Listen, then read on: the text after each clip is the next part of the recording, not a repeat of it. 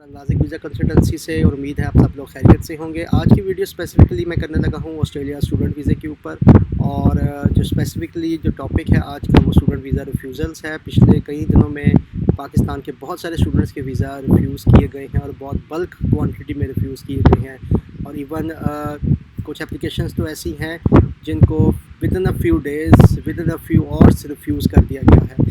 तो कुछ reasons discuss करते हैं कि क्या रीज़न्स हो सकती हैं कि इतनी जल्दी रिफ्यूज़ल्स और इतनी बल्क क्वांटिटी में रिफ्यूज़ल्स जो आना शुरू हुए हैं। सबसे पहले बात करते हैं कि कुछ जो मेन जो रीज़न होती है वो आपकी एसओपी होती है कि आपका जो भी कोर्स सिलेक्शन होती है उसके ऊपर एक बड़ी डिटेल्ड आपकी स्टेटमेंट ऑफ पर्पस लिखा जाता है जिसमें आप एक्सप्लेन करते हैं सारा कुछ कि मैं पाकिस्तान में क्यों नहीं मैं ये कोर्स ले रहा, बाहर मुझे कोर्स लेने की स्पेसिफिकली क्या रीज़न है।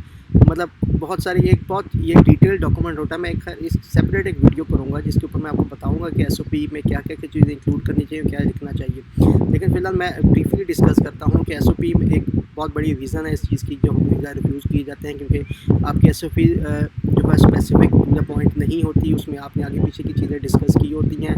लेकिन आपने ये कोर्स क्यों सिलेक्ट किया, ये यूनिवर्सिटी क्यों सिलेक्ट किया आपने, वो आपने डिस्कस नहीं किया होता। फिर आप अपनी स्टेट की डिस्कस करते हैं, मैं विक्टोरिया में ही क्यों जाना चाहता हूँ, मैं न्यू साउथ वेल्स में क्यों जाना चाहता हूँ, मुझे आफ्टर स्टडी क्या बेनिफिट मुझे उसके मिलेंगे, वो चीज़ें आपने डिस्कस करनी होती हैं इसके ऊपर। फिर आपने अपनी फाइनेंशियल पोजीशन बतानी होती है, फिर आपने अपना आइल्स बताना होता है। ठीक है, आप डॉक्यूमेंट साथ लगा रहे हैं लेकिन you have to explain this in written form के केस ऑफिसर को पता है, क्योंकि केस ऑफिसर ने आपके जो इतने बल्क में डॉक्यूमेंट्स होते हैं वो नहीं देखने होते। उसके बाद जो फर्स्ट डॉक्यूमेंट जाता है आपकी एसओपी जाती है, अगर एसओपी से वो सेटिस्फाई नहीं है उसने कोई डॉक्यूमेंट नहीं चेक करना होता।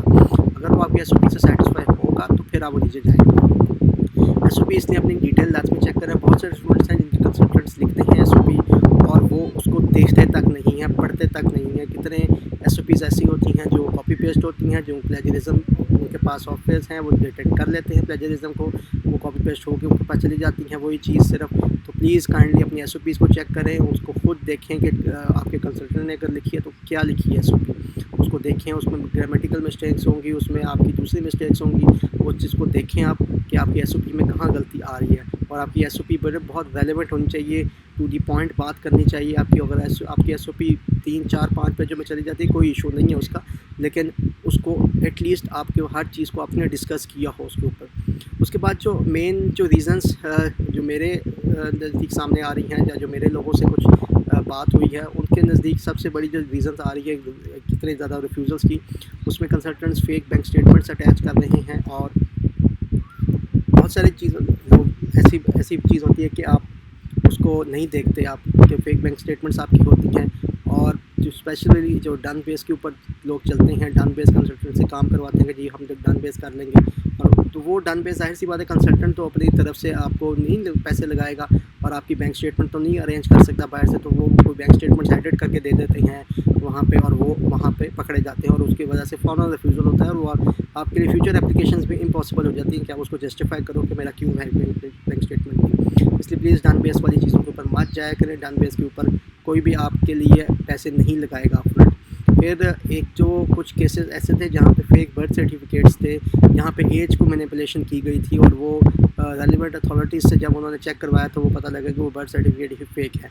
तो प्लीज़ इन चीज़ों से बचें। उसके बाद फेक आइल्स वजह सामने आ रही है, फेक वर्क एक्सपीरियंस वजह सामने आ रही है।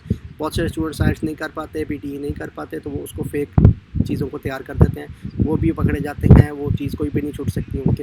अगर आप इवन आपने मॉड्यूल्स जो भी जिस तरीके से भी अपना आइल्स किसी और को दे के आपने करवाया तो वो पकड़ा जा सकता है, उसमें से बचत नहीं होती। रेलेवेंट अथॉरिटी जो भी होती है उनको पता लग जाता है कि आपने ये चीज़ें फेक की, क्योंकि वो बार बार रीचेक में चली जाती है आपके आइल्स टेस्ट और वहाँ से उनको आइडिया हो जाता है, या कोई कंप्लेन कर देता है आपकी कि ये आपने ऐसे आइल्स किया है, तो वो बात उन तक पहुँच जाती है। तो वो भी आपकी बड़ी रीज़न है। उसके बाद वर्क एक्सपीरियंस बहुत बड़ी रीज़न है इस टाइम के ऊपर, क्योंकि हमारे मुल्क में ट्रेंड है कि अगर किसी ने इंटर कर लिया तो वो 5-6 महीने साल तो ऐसे गुजार देता है बगैर किसी जॉब के, तो उसको कवर करने के लिए फेक एक्सपीरियंस लगा देते हैं कि भैया हमें कैश सैलरीज मिल रही हैं। तो वो भी आप इन चीज़ों को समझते हैं कि पाकिस्तान भी इतना अब बैकवर्ड नहीं है कि जहाँ पे सैलरीज कैश में ही दी जाएँ। जो अच्छे डिपार्टमेंट्स हैं, अच्छी कंपनीज है, सारी वो सैलरीज अकाउंट्स में पे करते हैं। इवन छोटी कंपनीज भी अब तो सैलरीज या अकाउंट में देती हैं या चेक फॉर्म में देती हैं आपको। कैश जो है वो बहुत कम रह गया ट्रेंड, इसलिए वो भी इन चीज़ों को समझना शुरू हो गए। दूसरी चीज़, उन्होंने काफ़ी सारा न्यू स्टाफ हायर किया है, तो उनके पास अब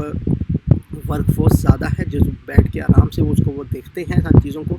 और जब वर्कफोर्स नहीं थी तब वो इतना ज़्यादा वो फोकस नहीं करते थे हर केस के ऊपर, लेकिन अब वो हर केस के ऊपर फोकस कर रहे हैं। और स्पेसिफिकली जब पाकिस्तान से कोई एप्लीकेशन आती है तो वो उसकी जो रीइंफोर्समेंट्स होती हैं उसके ऊपर वो बहुत ज़्यादा हो जाती हैं। तो प्लीज़ इन चीज़ों से बचें, इन अपने फेक चीज़ों को मत दें। इस तरीके से आप फ्यूचर में जो भी पाकिस्तान से जेन्युइन स्टूडेंट्स होते हैं उनके लिए मसला क्रिएट कर देते हैं मसला, तो वो उनको भी फ्यूचर में एप्लीकेशंस उनकी सक्सेसफुल नहीं होंगी। और यही रीज़न्स है कि आपकी बहुत जल्दी आपकी एप्लीकेशंस रिफ्यूज़ हो जाती हैं, लेकिन उनको कोई भी चीज़ मिल जाए, कोई उसमें से फेक मिल जाए या कोई इवन एसओपी आपकी प्लेजरिज्म ज़्यादा मिल जाए तो फ़ौरन रिफ्यूज़ करके भेज देनी उन्होंने एप्लीकेशन। और फ्यूचर एप्लीकेशंस आपके लिए मुश्किल हो जानी बहुत ज़्यादा कि आप उसको कैसे सक्सेसफुल कर सकते हैं। इसलिए प्लीज़ अपनी डॉक्यूमेंट्स को सही तरीके से चेक करें, कंसल्टेंट्स पे मत एतबार करें, डन बेसिस के ऊपर मत जाएं। बिल्कुल कोई आपके लिए पैसे खर्च नहीं करेगा। जिसने भी डन बेस पे आपसे बात करनी, कोई आपके लिए फ़ीस जमा नहीं करवाएगा, कोई आपके लिए बैंक स्टेटमेंट अरेंज नहीं करेगा अपनी तरफ से पैसे लगा के।